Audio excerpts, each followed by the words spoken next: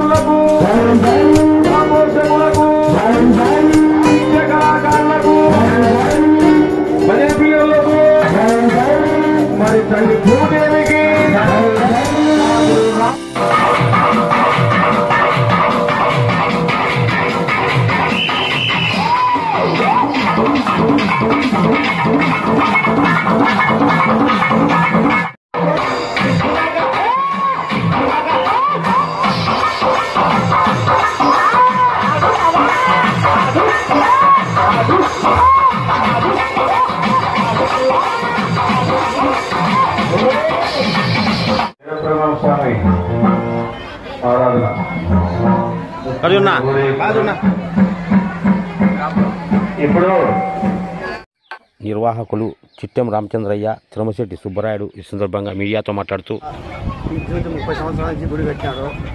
Continue చేస్తాను. మా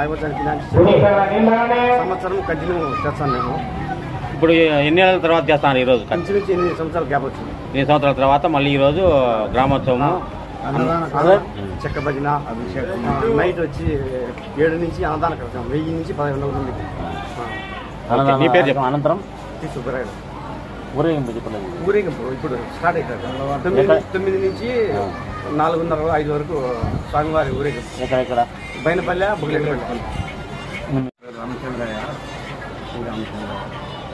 నేను తమలపాకు వ్యాపారం. నేను ఈ గుడి కట్టి మా నాన్నగారు కట్టించినారు. 332 రోజులు అయింది. గట్టిగా 332 సంవత్సరాలు అయింది. మాకు ఏ లోటు లేకుండా అన్నీ ఆయన చూసుకుంటాడు. సర్వం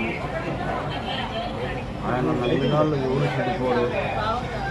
ఆయన రాశాడు కాలజ్ఞానంలో కూడా. నేను ప్రతి కార్తీక మాసము బ్రహ్మంగారిది 550 పేజీలు పూర్తి చదివి ఆయనకు బ్రహ్మంగారిది అన్నదాన కార్యక్రమం, ఊరేగింపు, చెక్క భజన 2 ఊళ్ళు ఇది చేస్తాము. ఏ ఊళ్ళు? బైనపల్లె, నారెడ్డిపల్లె.